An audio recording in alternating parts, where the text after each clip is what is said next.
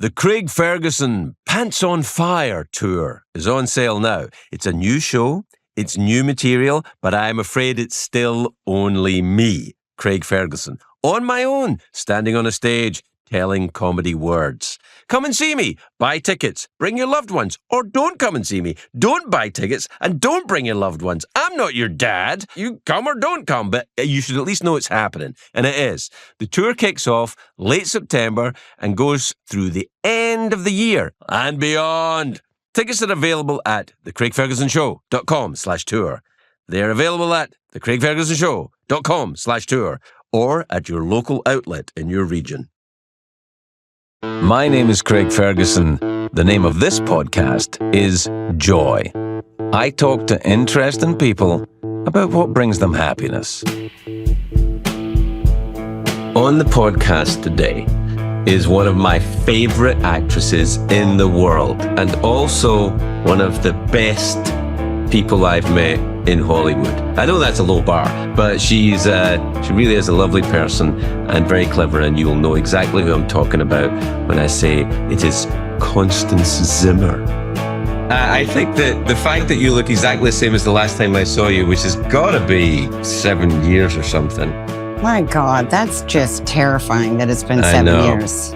But what's terrifying is you look exactly the same, which makes me think you're probably getting collagen or bat blood injections or something, or no, I wish. I haven't done anything. I'm gonna try and hold out for as long as possible. But don't do it. Whatever you're doing, it's working. That's what I'm saying. You look great. It's really a thing. If I could just carry this light around with me wherever I went, that would probably be helpful. Well, lighting is key. I mean, beyond the age of like 35, lighting is key. So when you get to 35, you're going to have to start thinking about all of that. How is things in show business? Are you still in Los Angeles? I am. I'm hanging on by a thread, though. I feel like, the last 4 years have been really fucking rough. It's really weird, right? I mean, I don't understand what the fuck is going on with it at all. I've been following this guy on Instagram. Don't know if you know him. I think his handle is Producer Patrick. I've heard about it. Right. And he's fascinating because he's just like, he's staying up on it all the time. It's like, show business is in free fall, basically, the way that I understand it and the way that I think. Because you're a lot younger than me, obviously, but we're a lot younger, obviously. But we were running at the same time with like sitcoms in the 90s and like right up through 2015-ish, really. Yeah. And then it's in free fall because of no one knows what to do, right? Am I right? No, yes, you're right. I mean, look, I think COVID was one thing, right? And then I think the strike was another. And both strikes, writer strike, actor strike, right? Like everybody is scrambling to make up for the lost time. And so I think the lost time and the lack of money and the reality that like streaming platforms were not bringing in money. There's too many options. So there's definitely is this word that everybody keeps using, and I'm sorry to use it, but the whole constricting of business. I haven't even heard that. What is the constricting thing? Like everything's getting... Yeah, everything's small. Everything's getting smaller. So it's why like companies are folding under companies. So like you have an ABC Signature, which is now under Fox. You have everything is going back to like one place instead of one place having 10 options. Right. And so with that, you have people getting fired, losing their jobs after 30 years. You have the lack of jobs for actors, writers, directors, because the one statistic that I heard that made it all make sense to me was at the beginning of this year, like February, March, normally there was like 300 things in production. Okay. 300. Right. There were 50. Jeez. So if you look at that, you go, oh, well, then there's no surprise that all of us are in a free fall and wondering, well, how the fuck do we come back from that? Sorry, pardon my language. No, you can say fuck. In fact, I kind of like it when you do it. It makes me feel like I'm talking to someone who has an authentic voice and is in no way under the threat from the man. I wonder, have you started doing that like what I'm doing now? Like I'm working for an evil corporation called iHeart on this podcast right now, but you know, I'll probably get fired from that or they'll fall apart or something like that. And have you started doing a podcast or something yet? Because everybody has to do that now, apparently. Well, I had a podcast in 2018, maybe 2019. Look, I don't even remember when the fuck it was, but I had it for like a year and it was, I couldn't take it. It was so much work. But it was the kind where we went into a place and we brought people into a studio and it was a whole setup. It wasn't, like from a chair in your library, right? It wasn't. How dare you? How dare you?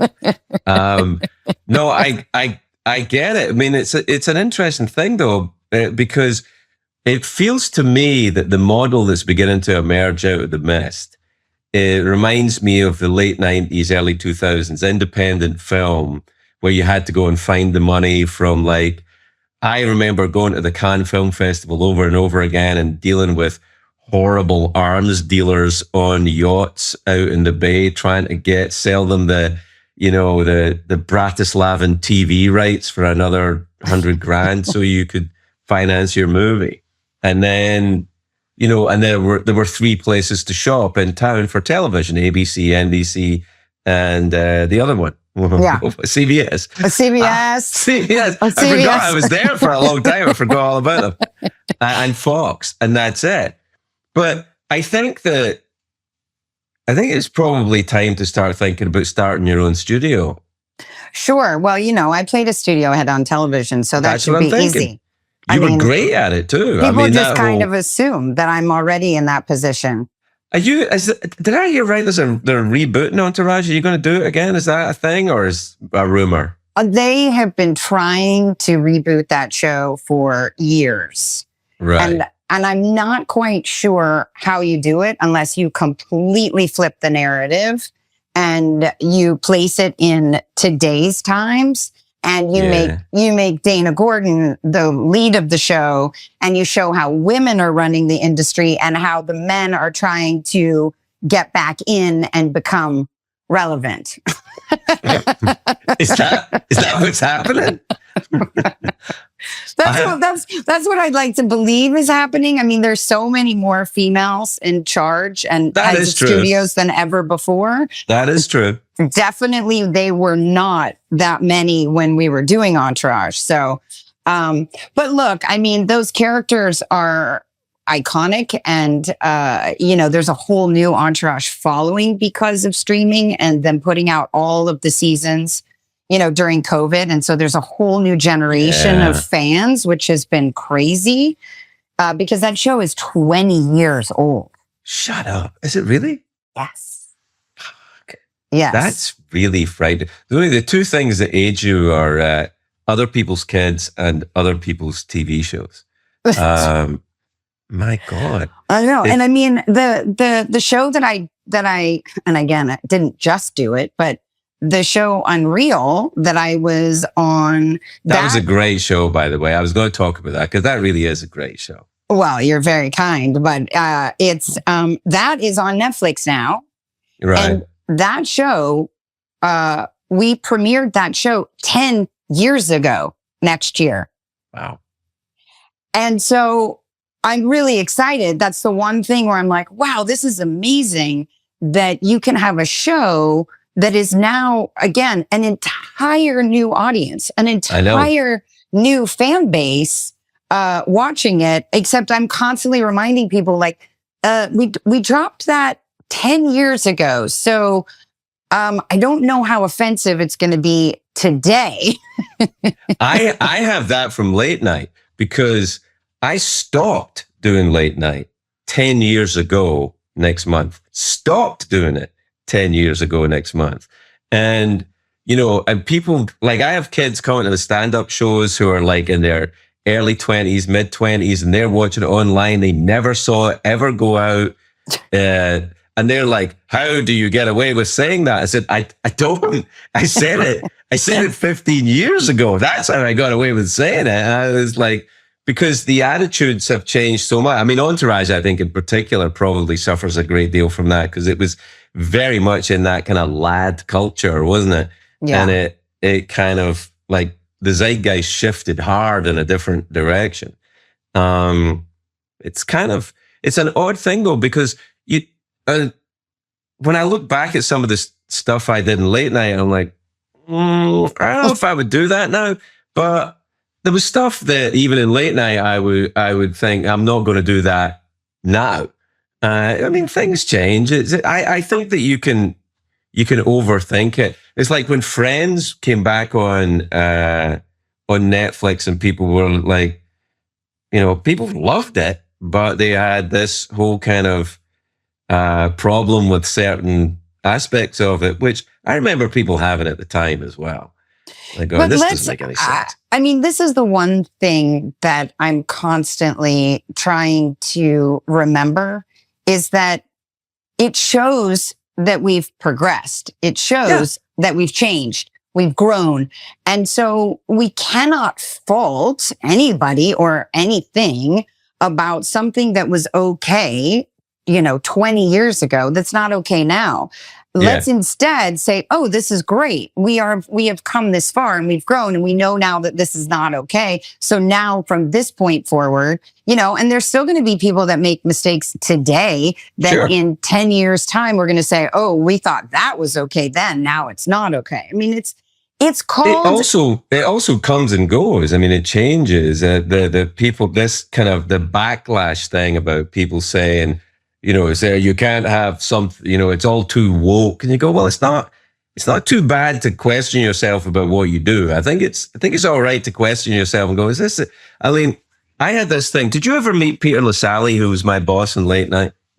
I'm sure I did because I did your show. And so, I think I did. I think you did. Yeah. Peter was like Johnny Carson's producer for 35 years and he produced Letterman and stuff. So he was like the guru of late night TV. And whenever I was, particularly early on, if I had a kind of a particularly salty joke that I wanted to do on the show, he would say, it's not worth it.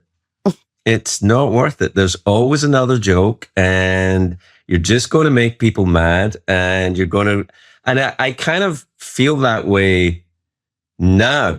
I heard, are you familiar with a comedian called Anthony Jeselnik? Yes. Who I am a big fan of him. He says he does the most awful material, but he does it in a very clever way. And I saw him discussing it and he said, he quoted Warhol as like, art is what you get away with. And he said, if you're not getting away with it, if people are angry at you, then you haven't done it properly. You haven't managed to slip it in. You haven't managed to couch it in such a way where you can say something awful or say something regrettable or portray a character who actually talks like that. I mean, what the characters that were in Entourage, these guys exist. Right.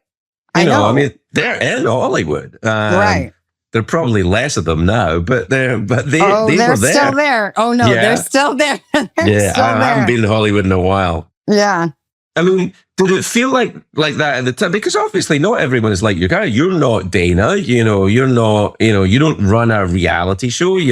Anthony Hopkins is not a serial killer who eats people. I mean, you're playing a character. So at what point do you have to sanitize the art to make it okay for common sensibilities, even if you're portraying someone who's not sympathetic or doesn't have sympathetic qualities?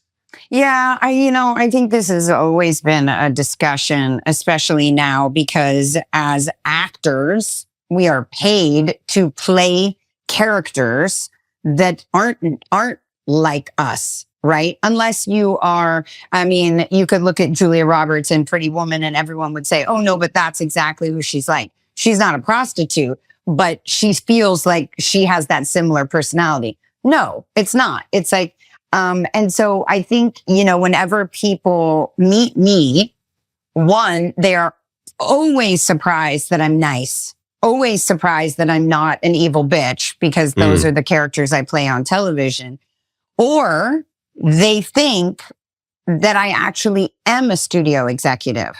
And so I've always taken it as a huge compliment, because it makes me go, oh, well, so you believed me so much that you thought I was that person, that person exists in real life. And obviously a lot of characters are based on real people. I mean, my character on Unreal was based on a real person, right? Right. And so it's constantly this, there's a problem now where actors are not allowed to portray anything that they are not.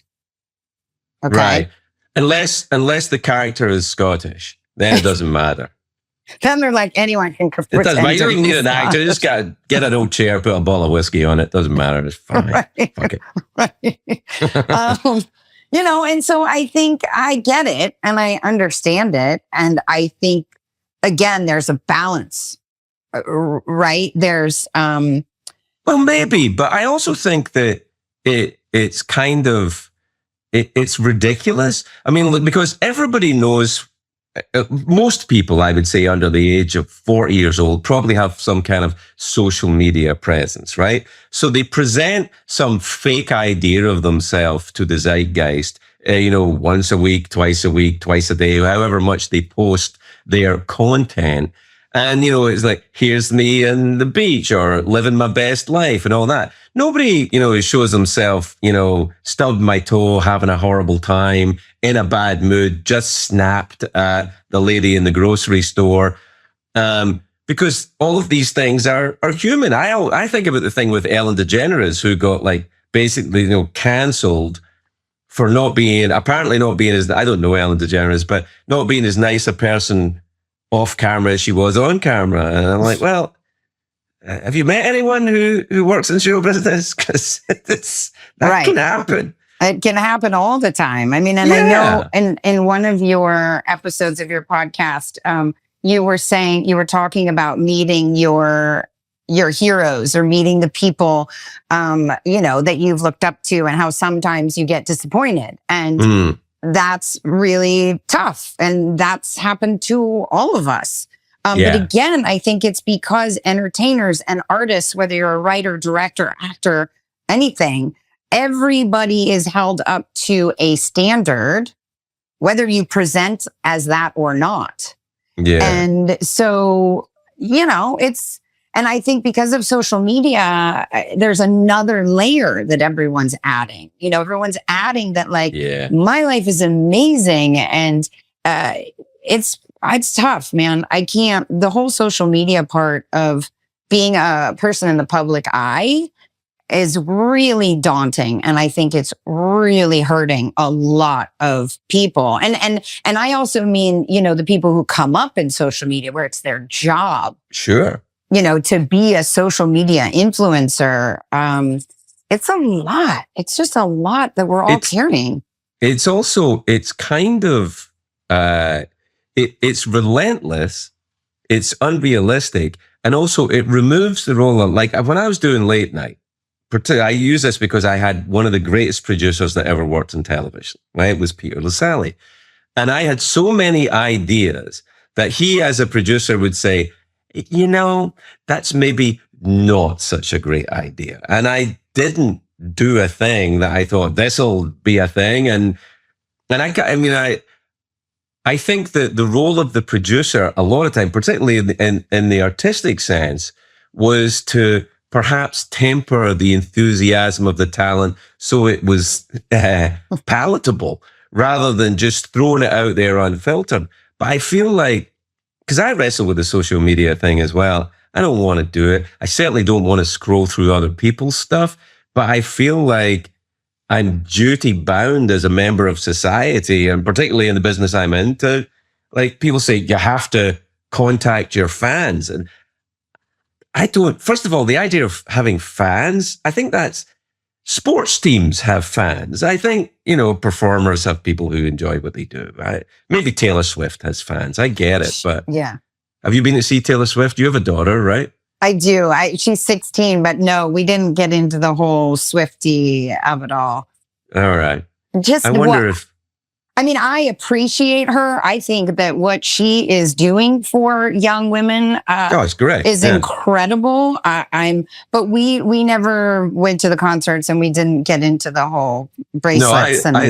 I never connected with that either. But I will say this, having listened, I mean, she's the real deal. She's Dolly Parton level songwriter. I mean, she can really do the job. And I think that I kind of love, that at least someone who's that talented and clearly that disciplined and clearly works at it and tries and puts the effort in is held up as an example rather than, I don't know, someone who doesn't try or was just lucky. Because I don't think she's lucky. I think she works. She works her ass off. I mean, I think that's obvious. And yeah, it's very impressive, especially when you're constantly reminded at how young she is and how long she's been doing it. And she still has an incredible head on her shoulders.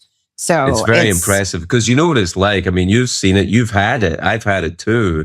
It's like you get a bit of fame and it's weird what it does to your head. I was surprised how much it fucked with me a little bit. Because how did it fuck with you? In what way? I think I got paranoid. And I think what it was is not because people were recognizing me all the time. It was because I thought they were recognizing me all the time. So any kind of, like, if you make eye contact with someone randomly on public transport or in a coffee shop or in a store, and you're like, oh, fuck, they know me or they're going to come over. It made me feel very strange. And I found myself walking around wearing a hat and not quite a false beard, but nearly a false beard and a hat and, maybe a hump, just something to, remove any... it wasn't that bad. It was never that bad because I didn't have that level of fame. But there was a point round about when late night was really pumping, maybe like 2012, something like that. It was really intense. I did not care for it. And you've had that quite a lot in your career because it comes and goes, right? It's like... Well, look, can you read that? It says, lady, I don't know who you are. I don't know who you are. It's like a piece of art that my sister got for me because the running joke in my household, people that know me, is nobody ever can pinpoint who I am or why they know me. So, and it's everything I ever wanted from my career is I wanted to be a working actor, but I wanted to have my life. Yeah. And I was just going to New York the other day and there was a guy behind me and he said, "You're that actress, aren't you?" And my friend was with me and she goes, "Yeah, she's that actress. That one."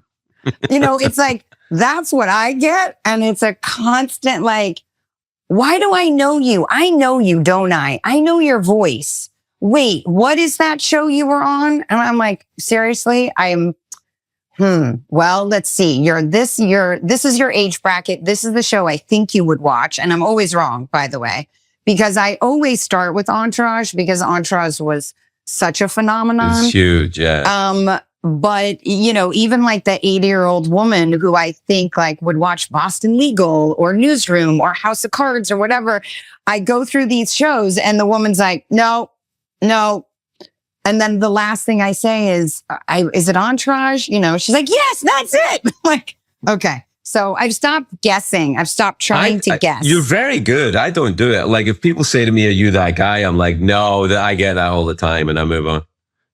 I used to do that. But I think after like the 500th time, it gets difficult because they're still right here and they're still looking at you and then they're picking up their phone and they're like trying, and so it becomes more that I would rather just nip it in the bud and just say, what I mean, but so for me, it's never been, I get excited when someone can put two and two together.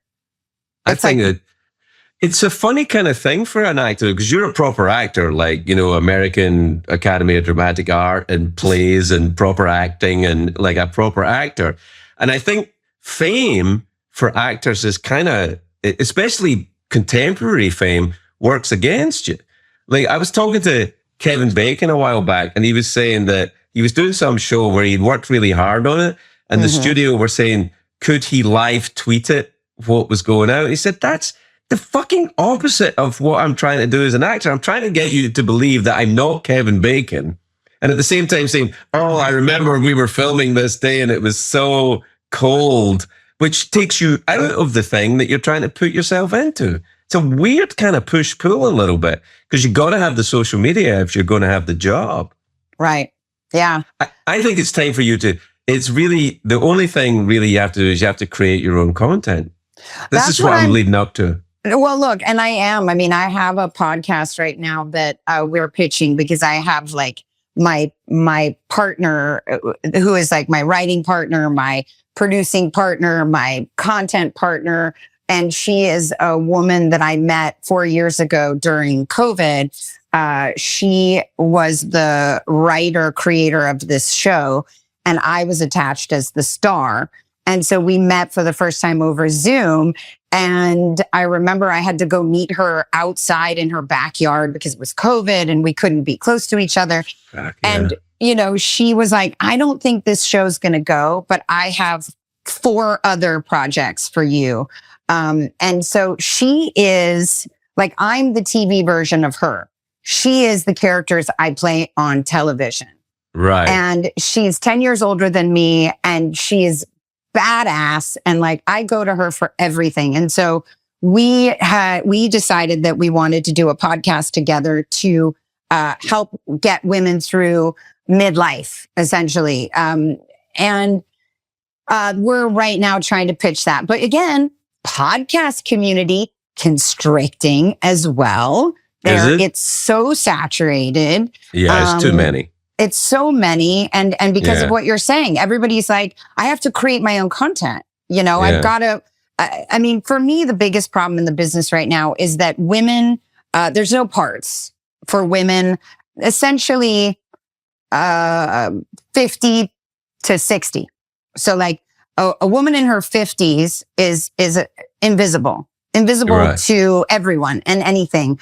We go through an insane hormonal change. We go through perimenopause and menopause, and we're like, what the fuck is going on? And who are we? And what are we? And, more women leave the marketplace in their 50s than any age group. And it's insane to think that right now we are in a time where Generation X, right? So anyone 45 to 60 right.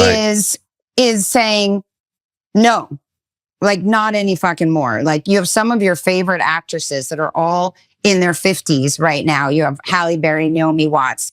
I don't know if Drew is in her 50s. Drew Barrymore, Selma Hayek, Ava Longoria, Tracy Ellis Ross, Gabrielle Union, Garcelle Bouvet. Constance Zimmer. Right. And those are all women that are like, what the fuck? What happened? Like, where are the roles that are representing women in their 50s if they can't be played by women in their 50s? Oh, because there are no parts.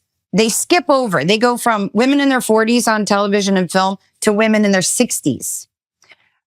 So it's, the content I'm trying to create is trying to make women in their 50s more relevant and represented across all categories, whether that's in film or movies or podcasts, for God's sakes, Yeah. There's too many podcasts. I think I'm probably going to stop doing this one. Really? Yeah, probably. I'll do it for a little bit longer. But you know me, I'm a quitter. I'm like, I don't know. I think I'll try something else now. Well, so what I want to ask you about, though, speaking of quitting, is why you went and tried Scotland, right, for a while, and now you're in New York. Yeah, I'm back in the East Coast. I'm in New England, actually. I'm in New York some of the time, but I moved back to New England. I was in Scotland for about just before the pandemic, and I was there all through the pandemic. I was back for about 5 years, I think I was back. And I really liked it. And then I was kind of like, my kids are American. My wife is American. My life is American. I'm an American. I've been an American citizen for a long time as well. And it felt like I was not at home in a weird way. It was like I had to go back to America. Right. But did you find that like you liked being in Europe essentially, like not being in the States? Like, I feel like that's my goal, is to leave. Like, I want to leave LA, and I would like to. Well, that I did want to. I would not go back to LA, but I think that what happened is that, it was the weirdest thing. Megan and I, my wife and I, were watching during the lockdown. We were watching Ozark, right? Mm-hmm. And Ozark, this dark, awful things happening in this terrible, but it was set in the heat of the Ozarks, and we were both watching this terribly dark show going, I really want to go home. Which is probably not what, the creators had in mind for the show, but we were like, oh yeah, this looks much more fun. And it kind of that, and then watching show. Have you watched the Righteous Gemstones, Danny McBride's thing? Yes. Which is, I think I love Danny McBride's work, and I think this is his opus. It's such a masterpiece of, of a million different types of comedy, but very American. And it really made me nostalgic for America as well, because people like that only exist in the United States, and I really subscribe to the notion of being amongst them. I and maybe even one of them, just like. But you don't find those people in New England, though, do you? Oh, sure you do. Yeah, oh, okay. yeah. Right. They're all over. I mean, I'm sure they're in New York. It's not New York. You find everything. Yeah. I mean, and I think that. It's funny because I think of you as an East Coaster, but you're not, right? You're from the West Coast, right? I am from the West Coast, yeah. But I mean, I feel like I'm an East Coaster as well. It's just, you have an East Coast voice. Yes. You sound I'm like loud and abrasive. Yeah, and funny and interesting and charming. That's all of that to me is New York City. I mean, it feels like that. So would you think you would move to New York then? Yeah, I would definitely. We used to live in New York. We did like a bi-coastal thing for about 6 years when our daughter was young. And I want to do like a little place in New York and then like a house in Europe. So that when the weather is bad in New York, it's either too cold or too hot or whatever, then we can just go to Europe and be there and just, I don't know. If it's for weather, may I suggest Scotland is not the place for you? If it's about, you're from the Pacific Northwest, aren't you? Am I right? Am I remembering that right? Seattle. Right. Yeah. So you know what it's like to live under dark and rain all the time. Yeah, I don't want that. I don't want that. Not for me. It's not for me either. And I got sick of that too. I was like, there's got to be at least one nice day in a summer. There has to be. Yeah, the gray is too much. I mean, there's a reason why they made those lights. They have those, they're called SAD lights, and it's for like, if you have lack of sun. I was using it in Scotland. I used to have to go, I would do this thing when I was in Scotland, when I was living there, like in the winter, I would go for a run on a treadmill. I would have a SAD light on, and I would put on the TV with a screensaver of like Santa Monica or something. And I thought, this is stupid. This is like, there's no need to do this. But, there's a lot I love about it. I'm from there, but I feel I'm American. I'm at peace with that. Right. I'm from there, but I'm an American for all the problems that we have, and we have plenty, but I'm part of this, this is my thing. And you're now on tour as well, right? Yeah, you see, that's my way of fighting what's going on in the industry as well. And I was aware of that when I started doing late night. I hadn't done stand-up for about 10 years. But when I started doing late night, I thought, because the deal I made with CBS at the time is they pretty much owned me. You know what these deals are like. I couldn't do any other television. I couldn't do any unless I got their permission. But the one thing they didn't have was live stuff. They didn't own me for live stuff. I could go back to do stand-up in clubs or in theaters. And I wanted to as well, because I got a whiff that to be owned by corporations Mm-hmm. is the most dangerous thing that can happen to a performer.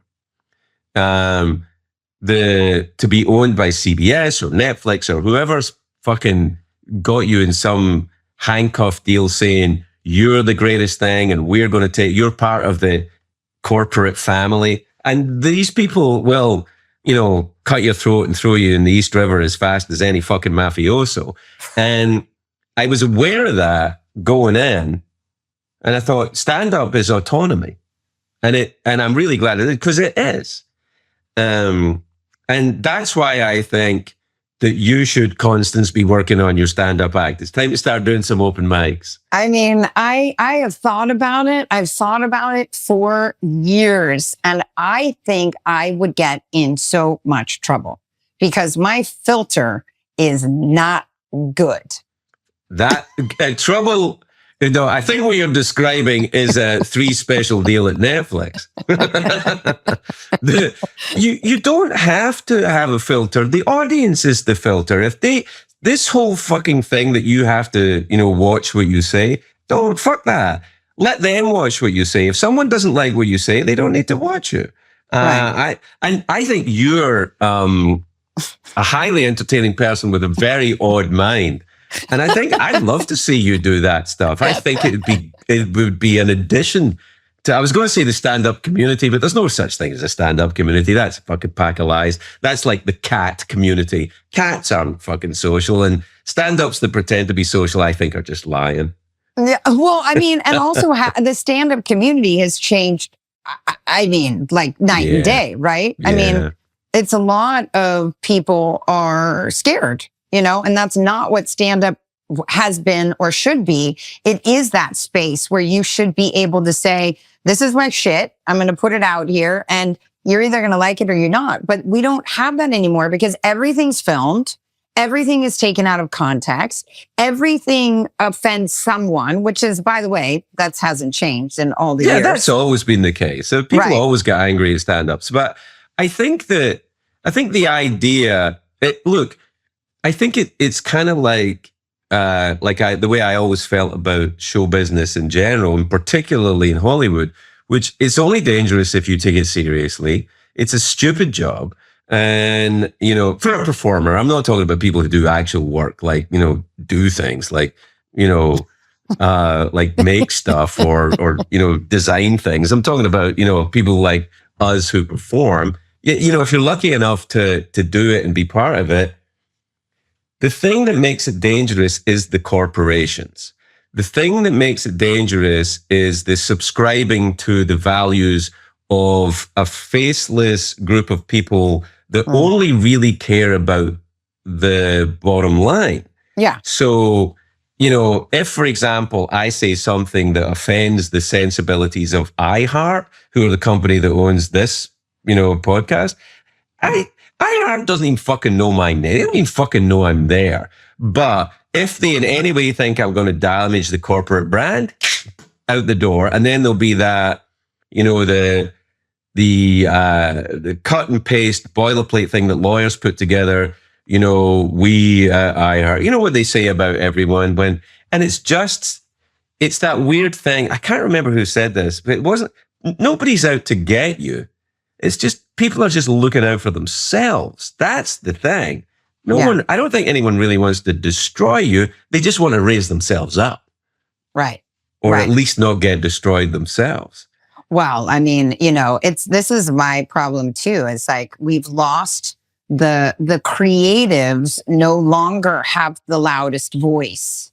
It's what you're saying, the executives and the corporations and the people that aren't the creatives have the louder voice.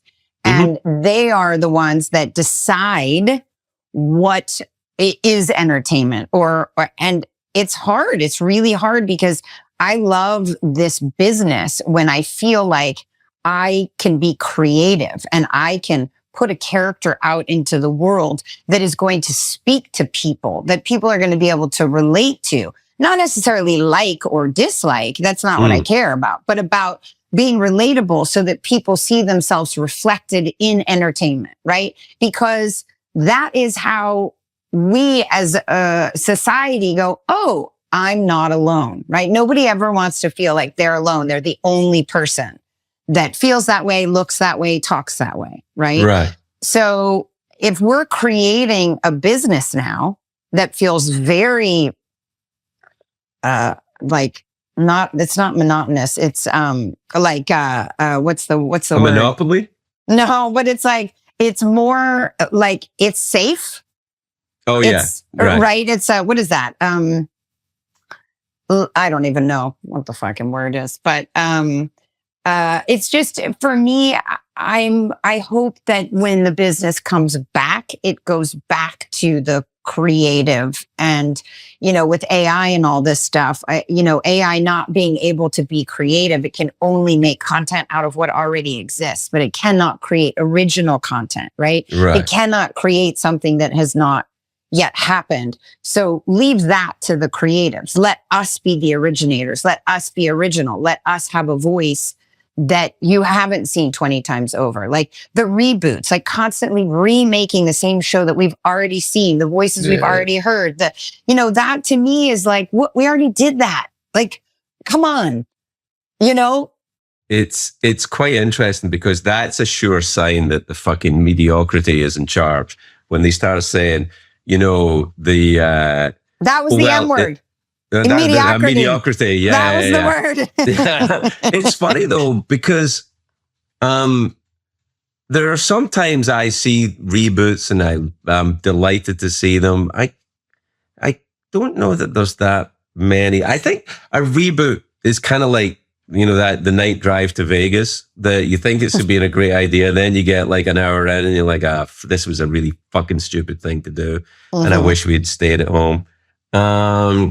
And I think there's a bit of that. You talked about the AI though, which I find fascinating because it can't create original content, but it can take your image and it can take your image and put it on anything it wants, which I find, I don't want to say, alarming. I think I'm alarmed by it. I think that's a kind of sinister thing that it can make you say things you didn't say. Yep. Oh, I know. And we've already seen it all. We've seen it everywhere. I mean, Tom Hanks, right? He's been the biggest, the one. I mean, I just, again, it's like, don't even get me started about what people think they can get away with. That's my most confusing thing where I'm like, how did somebody honestly think you could put that out without consent, use this person's face, put words in their mouth, and they would be okay with it? What rock are you living under? This is the shit I don't get at all. Well, it's interesting because I don't think people think beyond that. I mean, I have this theory that no one, very few people anyway, are the villain of their own story. Everyone's the hero of their own story and consider themselves the hero of their own story and think of themselves in that. And very few people I've met in life, I hope that I'm one of them. I think that I'm one of them where I go, you know what? I was a dick there. And I don't say it because I got caught being a dick. I bust myself on being a fucking dick when I was a dick. And I think it would be nice if that was more popular, that you go, you know what? I'm going to not do that.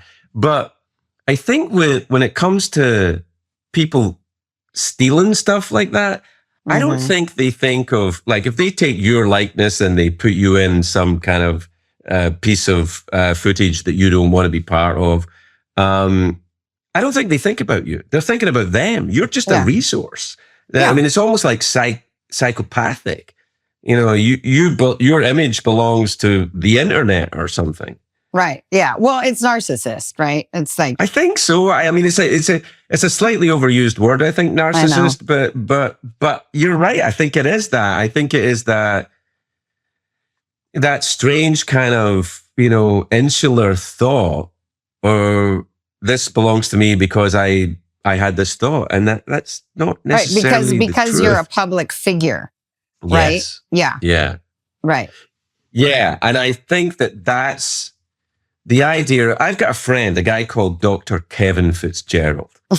And Kevin is a stand-up comedian, but he's also a large animal vet. and and he is an expert on rattlesnakes and polar bears and all sorts of crazy critters. And he's trying to help animals right now. I love this idea. He's part of a group that are lobbying Congress to patent the print of an animal. So, for example, if you wear a leopard print dress, 2% of the price of that dress goes to the preservation of leopards in the wild because it belongs to them. And I think... But does it have to be, is it real or is it if it's a print? Just the reproduction. It's the That's design. Cool. Yeah. The design belongs to so it's not fur. It's the design of a zebra's skin belongs to the zebra. So you must, if you have zebra skin furniture, which I know you have a great deal of, that part of the purchase price of that is for the animal that you ripped off the image of. And I kind of quite like that. And I wonder if there's if you take my face and put me in a kind of sexy video, I'm okay with that as long as you pay me. And it's got to be good as well. It has to be good. I have to look like I'm in shape. I don't want anything, Well, I mean, I think that we actors get that, right? I mean, don't we get that? If they're using our image, we are paid for it, right? It's not just taken. But I could be wrong. Well, I think that's right, but I'm not sure. I mean, the imagery, because the gray area is this. If I take a photograph of you, just a photograph of you, I can animate it through AI to make it say things and do things and behave in a way which, and this would be the thing. What if the AI photograph of you was a bad actor? That would really piss you off. That would piss me off. Yeah. You're right. And a lot. That's the thing. Yeah. Because I did with ChatGPT, I did this thing where I thought this would be a great way to write material quickly. So I said, write me 15 minutes of stand-up comedy in the style of Craig Ferguson. And it gave me back this worst piece of shit I've ever. And I thought, either I'm a really shit comedian and ChatGPT is the first person that's ever had the guts to tell me, or they just, they don't have it. And I think that might be, I'm hoping it's the second one. There's something about, there's a spark of the divine in human creativity that I don't care who your fucking computer is. I don't think it can do that. It cannot. I mean, that's what we have. That's all we have as our value is that it cannot create original, creative content. Right. It can't. Like it's but it can do a reboot. I guess. It can do a reboot. Exactly. Yeah. But this is my point. Like, yes, it can create mediocrity. Yeah. So it's everybody loves mediocrity. People don't like to be challenged. Yeah. Here's the thing. I think I almost 100% agree with you, but I think not everybody loves mediocrity. Okay. 99.8%. Well, fuck those people, because the people I'm interested in, and this is why I'll never play giant auditoriums, because I'd rather do what I want to do. I'd rather do, but there's a reality to it as well. I mean, I remember people saying to me, why would you do a game show? I'd be like, do you know how much they pay people to do a game show? This is also a job. I have to earn a living as well. And so it's this weird kind of mix. It's like, I'm not someone who gets a trust fund to, think about or I'm not independently wealthy or wealthy enough to just think only creatively. Well, I'd like a new car. Well, I mean, it's like, I love that is what you'd like. I'd like a new car. No, I think that this is the other thing too, right? Like everybody just assumes that everyone in the business is rich. And that everybody, that no one has financial problems and that everybody can decide which job to take or not to take. And for a while, and I don't think that's ever going to go away, because there are the people that, of course, do exist in that world, but they are only what, 5% of the business, maybe 3%, 2%, 1%. I mean, it's like, it's so few of them that exist on that realm. And so I'm always surprised when people are like, oh, it's so interesting. You know, you were on 4 shows last year. And I'm like, yeah, because when people say they would like me to play a part, I say yes, because I'm not in a position to say, no, not today. You know, and I think that is just something that follows us. They just, I know, it's the weird thing. I remember, you know, I've said this before, but people saying, you know, they would say, when you do a red carpet thing or something like that, and someone will say, what attracted you to this role? And you're like, well, you can't say that though. You have to say, well, the script, it's always the script and all that. And I go, well, you know, because I'll tell you the truth. Here's what I read of the script. My lines. Bullshit, bullshit, bullshit. My line. Bullshit, bullshit, bullshit. My line. I come in. I'll be done by 3:00. I'll take it. You know, and now I imagine a real actor like you probably reads the whole script, but there is an element of you have to look at the financial realities. It's not a great job. It's not a great part, but it'll be okay. And I like the guy who is in charge of props on that show, so it'll be fine.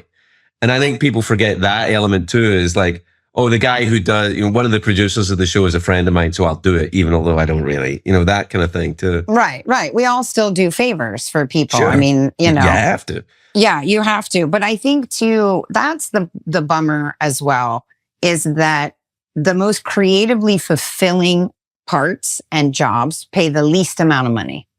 You always, yeah.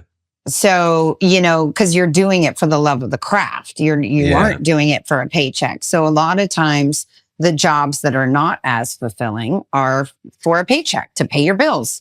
Yeah. And that's, for me, you know, has always been the struggle, because I'd like to stay in this business. I'm very grateful for the work I've done, the people I've worked with. I mean, all of my friends I have met through what I've done, essentially. And, you know, but I'm also a little disheartened by it. And so there is this like, I'm in my 50s, and do I want to stay being disappointed by it? Do I want to fight for it? And if I want to fight for it, what is it that I want to fight for? Right? Yeah. Like better roles for women? Yes, of course. Can I do that? Because those are the people I play. I hope, because then people look at me already as like, oh, you're the woman who kicks ass and who, you know, tells people like it is. And I'm like, yeah, those are the characters. Yeah. Not, you know, me doing that as Constance is a little bit tougher, because I'm not as confident that I can make a change, but I'm gonna fucking try. I'm definitely gonna try. I wouldn't underestimate yourself there. I think I have a great deal of faith that you'll be able to carve a path through this area of turbulence. I think you'll be all right. It's been so lovely to catch up with you. I'm so delighted to talk to you and just hear your voice and talk to you again. It's nice. You're such a lovely person. Move east. Come east. I want to. We will. We've got 2 more years. Our daughter is a junior in high school, and I've been exactly where you are. I know exactly the thing. Yeah. So I'm gonna we'll let her finish high school because she loves it, and then we'll go east. Hopefully, she said to me the other day, she was like, "Mom, it's not every teenage kid's dream that where they go to college, their parents follow them." I said, that's not my dream either. But we told you 3 years ago that we were going to move to New York when you graduate high school. So if you happen to go to school in New York, then you're following us. It's a big fucking city. There's plenty of room for moms and dads and kids of all ages. I think it'll be fine. Exactly. All right. Take care of yourself. It's lovely to talk to you. Well, thank you. It was so nice to see you too. It's lovely to see you, and give my regards to show business. I will if they ever call me. See ya. Goodbye. Bye. Bye.